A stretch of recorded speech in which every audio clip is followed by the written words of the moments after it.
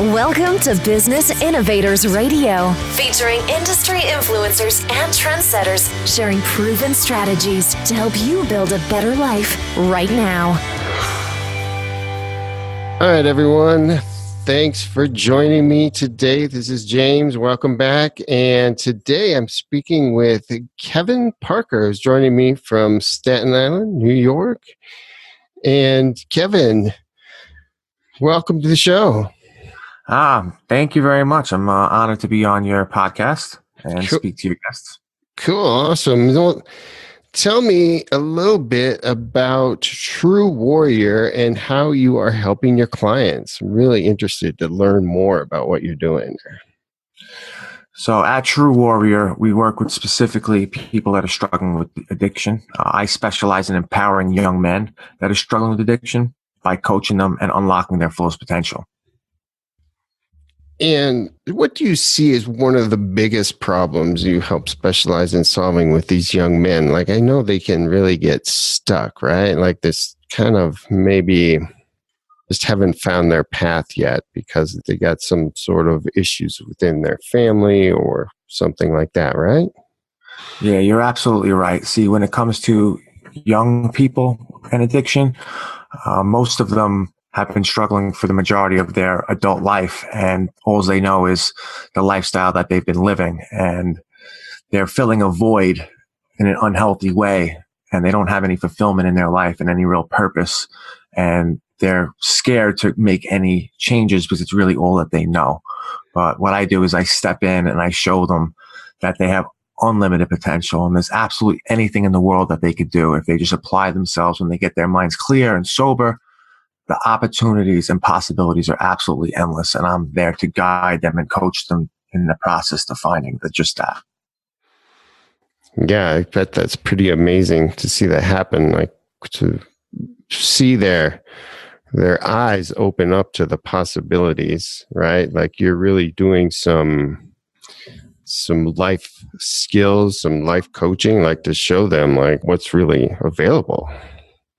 Yeah, absolutely. It's been the most fulfilling thing I've ever done in my life. I actually get more from helping them than they can ever get from what I do for them. So it's been a real fulfilling journey, and I'm super excited that I got involved in this line of profession. Now, what are some of the, I think, misconceptions over young people and addiction, like some of the things that they might not even understand what life coaching or recovery coaching, like what you're doing, is all about, right? They might have some ideas around substance abuse or use and how we traditionally approach that. Now, how do you overcome these kind of misconceptions, I guess it would be, right? Yeah, so there's a lot of misconceptions in my field, specifically that they think that I'm some kind of counselor or therapist or some kind of sponsor from AA or NA, and that's the furthest it could be from the truth. They work with buddying and companionship with as far as AA and NA, and counseling and therapy is about dealing with the past and dealing with those things. Coaching is an action-based process that we deal with present moment problems and find solutions so we can enhance their future and find their way and their path so they can take the reins of their life and really take control of what they're doing.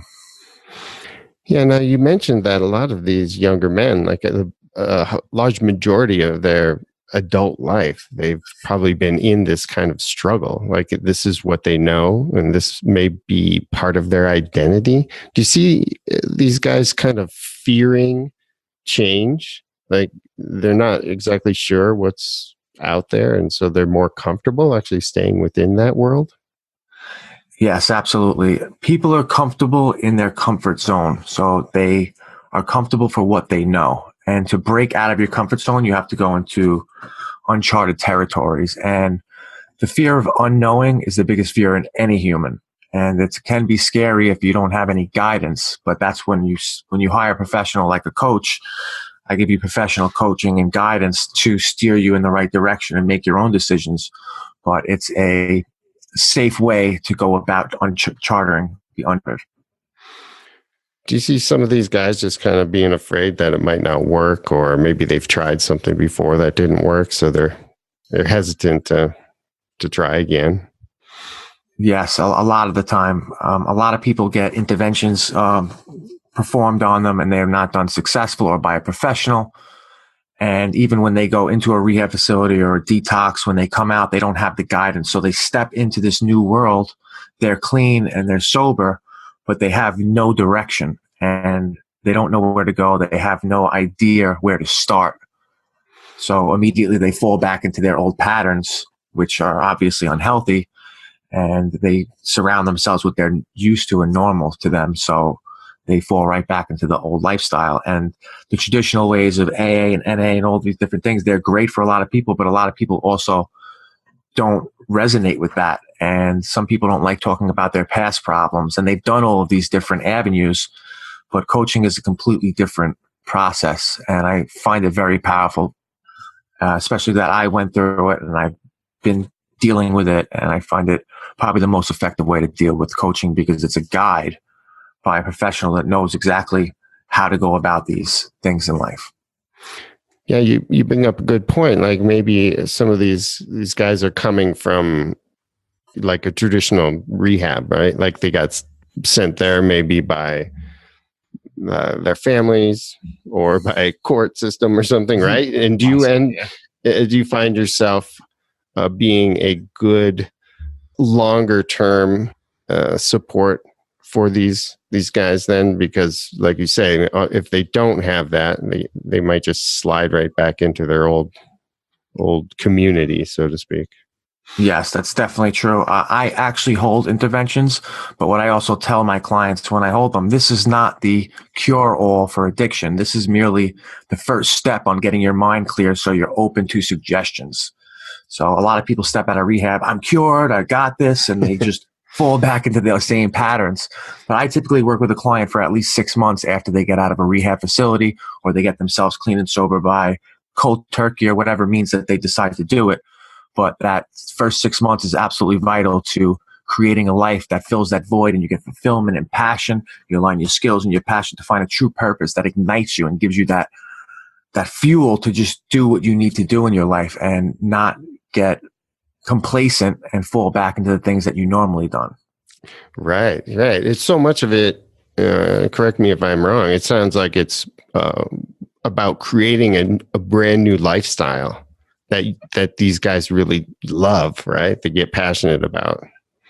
Yes. It's an overhaul of everything that you know. The way that I go about things is a physical, mental, emotional, and spiritual overhaul of everything that they've done.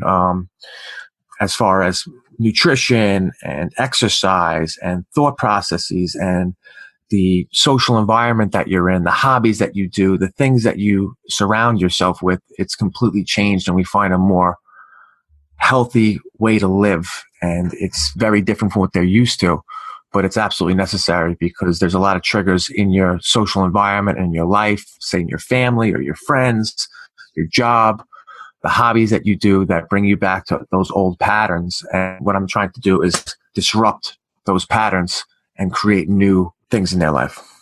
Kind of creating new desires, right? Like it's kind of like, I would rather do this than that, right? Yes. It's kind of like, because we all have to make choices. And for me, I feel like addiction, sometimes it's like our brains tend to gravitate towards a certain option.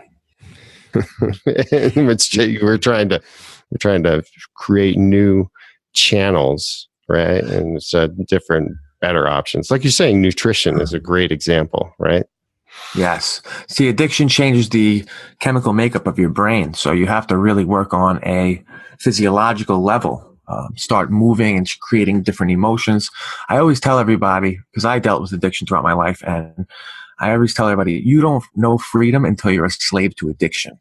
I mean, when you get that clarity of mind and that freedom that you get to wake up in the morning and you get to make your own decisions and you're not a slave to this addiction, is the most empowering moment of your life. And that's when you realize that you got the whole world in front of you and the possibilities are endless. And it's just such a fulfilling gratifying moment that they come to, and I try to help them get to that point and realize. Right. Then they start to thrive and they get excited for their day, right? It's like, man, I get so much I want to do. Yeah. What are some of the perceived obstacles I think that some folks might have when it comes to working with a recovery or life coach in this situation? I hear that some people might say it might cost too much, or it takes too much time, or I just don't see it working for me. Do you hear this from any of your prospective clients, or? Yes, all the time. There's a lot of different obstacles that come into play. One of the big ones is commitment, them being able to make that decision that they're going to do this for themselves, because you can only lead a horse to water. You can't make them drink. And no matter how good of a coach I am or how strong the process is, they have to commit to the process. Another thing they're really big on is the cost. Like, well, it costs too much because coaching at the moment, one day it's going to change, but it is a cash service. Mm-hmm. And they're like, it may cost too much. When I try to break it down to them, I'm like, well, how much is your habit a week? Typically, I usually get an answer from anywhere from $300, $400, $500 to $1,000 a week they're spending on their habit. And I was like, my coaching doesn't even cost a fraction of that. And living such a terrible life right now, and you're trapped, I can set you free and give you the life that you truly deserve. And when I put it into that perspective and they're ready to commit, it totally makes sense to them. And another obstacle is that it's the unknown. Not many people know about coaching or the process or the power of it unless you've been educated on the skill set. Right. Or if you know someone who you've seen it have a positive benefit for, or have read stories, or because it does. And sometimes I also feel like if you can put it into terms of how a coach can help someone perform to their utmost level, like even a pro quarterback in football has their own coach. Even though they already know how to play the game so well, they're still going to have a coach to help them get even better, right? Yes. The thing about a coach is it's like one of the most amazing resources and tools anybody can have. You have literally a professional assistant that can help you in any challenge, any obstacle that you have. You can brainstorm, you can get guidance, you can get training, you can get tools and strategies. And it's actually having like a professional by your side that can pretty much help you with anything that you're dealing with in your life, not just with addiction, but with relationships and career-wise and physical and exercise and dieting. We have all kinds of resources to just enhance your life so that you're at peak state to perform at optimal performance. So, yeah, doesn't it really help to have that big piece of accountability too, right? Like if I had someone like a coach like yourself, Kevin, and you and I talk about my nutrition plan, and I'm like, yeah, I'm trying not to drink Mountain Dew and eat donuts every day. And you tell me, yeah, that's probably a good idea. I want you to focus on tomorrow just drinking some non-caffeinated tea and eating some more protein in your diet, trying to get away from the carbos. And then the next day you're like, so what did you eat? Right? And I got to be accountable to you and tell me, right? Do you see that really helping your guys? I can see these guys trying to really deal with something like that. That's just a classic example with young men, I think. Yes, accountability is a huge part of it. I kind of used a reference of when I was playing baseball and football growing up. I was always a hard worker, but I worked even harder when the coach was watching. Right. So, there was only so hard I would push myself when nobody was watching. But when I had the fans in the stands or the coach sitting there and watching every move that I make, or say my teammates, it pushed me a little harder because it kept me accountable. And that's a huge part of the process. Yes. Yeah, for sure.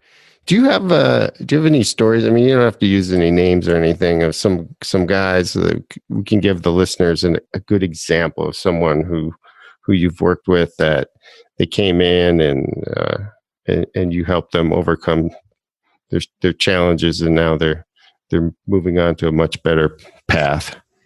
Yes, actually, recently I still volunteer at the hospital and I see overdose patients and I help them assimilate to society. And I met a young gentleman that overdosed and he hit his head when he seized out and hit his occipital lobe in his brain and lost his speech function.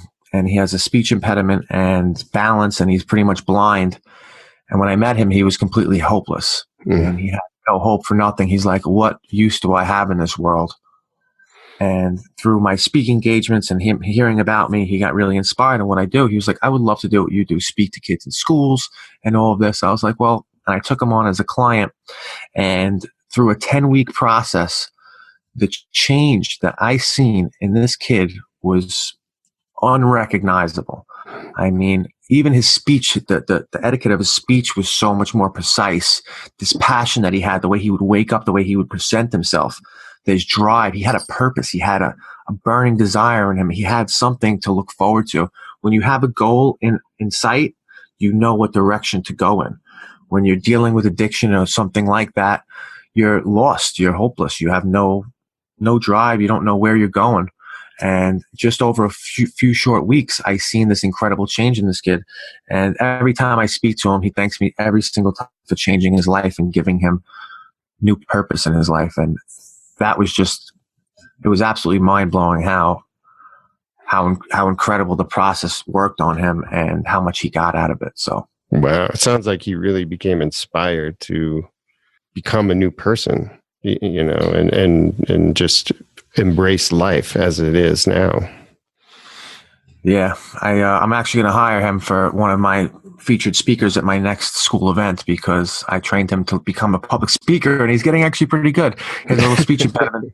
He just has a really strong message to tell the kids and he has a desire to save at least one kid's life. And I just love the heart that this kid has. And that's awesome. So what inspired you to become an addiction specialist and kind of you're a self-empowerment expert, I would say. Like you're really, giving like that kid there. It's really empowering him. It's cool. Well, thank you very much. I really appreciate it. My inspiration really came from something personal. I was a hardcore addict in every sense of the word. From 15 to 25, I was addicted to everything from alcohol to cocaine to sex to pornography to heroin, ecstasy, Xanax. I mean, you name it. I was heavily involved in it and it consumed my late teens and early 20s. And I didn't experience that until one day I overdosed and I ended up in a coma. I flatlined. I died in the ambulance and I spent about a month in the ICU fighting for my life. And I had multi-organ failure. I had no oxygen to my brain. I was on 10 different machines. I had 108 fever. My brain was frying. They read me my last rites. I died 3 times in the hospital and there was no reason for me to be alive. And nothing short of a miracle, after being read my last rites, I just woke up. And I seen all of these machines hooked up to me. I seen all the people that I loved and how I've affected them. And it was the most devastating moment in my entire life. And I remember looking up to God and praying, please, if you get me out of this, I promise I'm going to make a difference. I'm going to change things around and I'm going to live for purpose. And it was a long road. And I'd hear things like, I'm going to lose all 4 of my limbs and be completely brain dead. I'm not going to be the son my parents once knew. And it was absolutely terrifying. And I spent 4 months in the hospital. And I finally got out, but not before losing my leg to gangrene and having irreparable nerve damage throughout my body. I'm pretty much blind in one of my eyes. I lost about half of my body weight. I couldn't move I had no movement in my wrist and no movement in my arm. And they told me I'd never be able to move my hand again. And it would take me 2 years to learn how to walk because I had such damage. And I was like, you know what? God spared me, not me. Don't tell me what I'm going to do. And through willpower and just pure gratitude of being alive, I stared at my hand every single day until it moved. It was like Kill when the actor's looking at a hand. She gets a foot to move. It was the same thing with my hand. I got my hand moving, started moving my wrist. I started slowly working out a little bit. Within 2 weeks, I threw away the walker. Within 2 months, I was jogging on my new prosthetic. I gained most of my body weight back and I just went through a desire. And my stepmother was in the hospital and she told me, she's like, you're here for a purpose. And she was dying of cancer and she died on my birthday about 6 months after I got out of the hospital. But she said that I'm going to change people's lives and I should write a book and I should be just an inspiration and a motivation to other people. So when she passed away, it was really the driving factor of me getting into this field and pretty much picking up every book I can get on psychology and human behavior and addiction and all these different aspects. And I became a self-development junkie. I know addiction. And I just picked up every piece of knowledge that I could to incorporate in helping people. And I wrote an article to the newspaper, and they published it on the front page of the Advance, Sunday Advance. And I was invited to speak at schools. And when I spoke to these kids and I seen their eyes, I mean, you could drop a pin in that room and you could have heard it. Everybody was completely silent. I captivated the audience, and I seen the tears coming out of these kids' eyes. And even after the speech, they lined up to say how thankful they were and how I touched them and I inspired them. And from that point on, I realized that service to others is the greatest reward you can ever have and the greatest purpose that you can ever have in life. And I decided from that point on, I was not going to work a 9 to 5 for someone else's dream. I was going to work to help other people's dreams come true. And that's where I am today. And I surround myself with adding value to other people's lives, inspiring people, motivating them, and showing them that the impossible is most definitely possible. Wow, that's so inspirational. It sounds like you're living the dream. Like you are already doing that with those kids at the school you spoke to, and this guy who you've now inspired to join you, and he's becoming a speaker too. Like that's really amazing, Kevin. Congratulations on your service to others. It's so powerful. I really appreciate it. Thank you very much. Now you are doing more speaking. You said that, and that's a big focus of how you're getting this word out there. And you also mentioned to me before we started that you are working on the book, which sounds like you started thinking about a while ago too. Is that correct?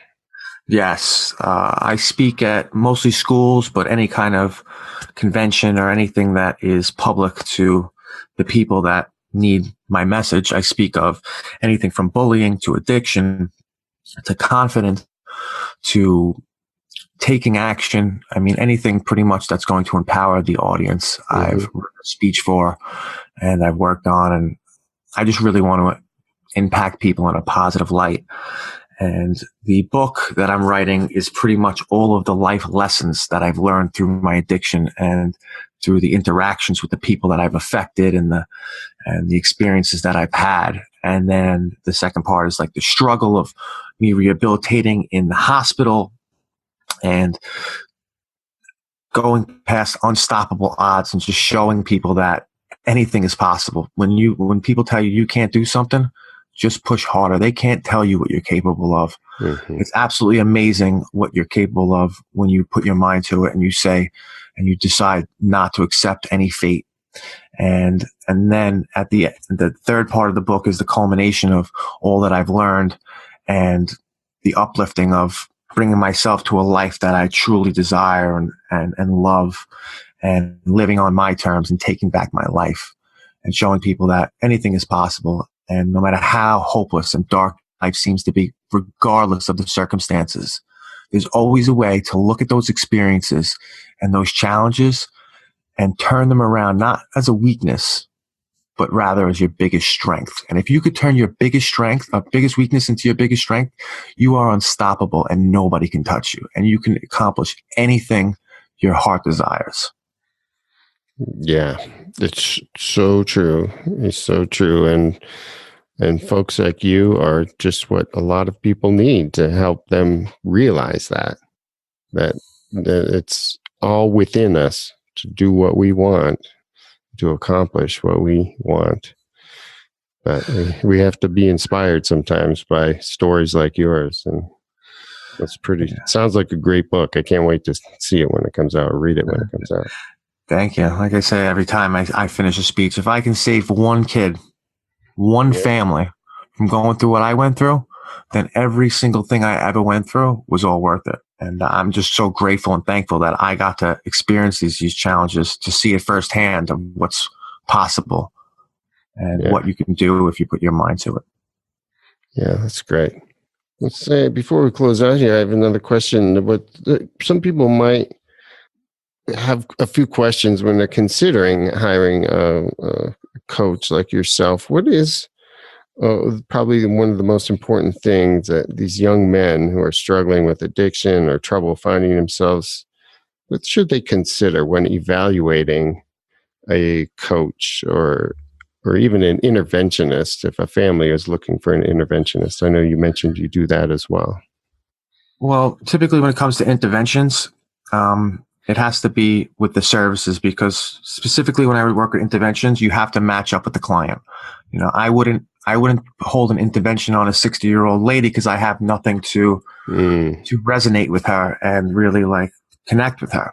So you have to hire a interventionist that'll be able to relate to the person, be able to connect to them, and also somebody that provides family coaching to teach the family how to interact with the person that is dealing with the addiction. Because typically most of the time when there's somebody suffering from addiction, there's an even more sicker family member that's enabling them to do what they do. Because without that resource of that enabler, that addict has no lifelines. And during an intervention, what I do is I relate to the client and I strip away all the enability that comes from their family and their surroundings. And I pretty much force their hand into getting into a facility, but I find the facility that seems that it fits them. You have to find a facility that they like, that has things that they're interested in, because you're not going to force somebody to go to jail.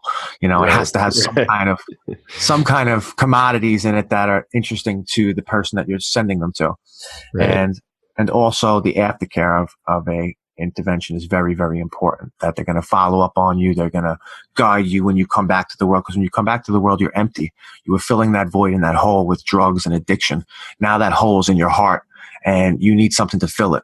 You need to find some kind of purpose and passion and direction to fill that and give them something, because an idle mind is a devil's playground. And I also say, as far as coaching, you need to find somebody that you relate to, because if you can't understand where they're coming from, or they can't understand where you're coming from, then there's not going to be that camaraderie of the coaching process.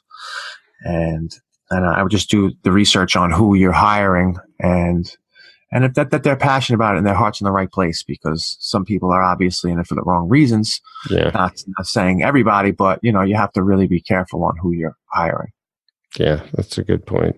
And that was a really good point about the interventionist working with the entire family. It's not just the substance abuser that you're focusing on, right? Absolutely vital. The biggest part of an intervention is working with the family. Yeah, I like that. All right. Well, how can someone find out more about you, Kevin, and True Warrior? Well, you can find me. You can go to my website, truewarriorsuccess.com. You can email me at kevin@truewarriorsuccess.com. And you can find me on Facebook. My name is Kevin Parker. My Instagram handle is True One-Legged Warrior, but you could look me up as Kevin Parker, underscores between the words, and I'm always available. All right. Yeah. And we'll put all those links in the show notes, and I'm sure some folks will track you down. Any last words of wisdom, Kevin, before we close out?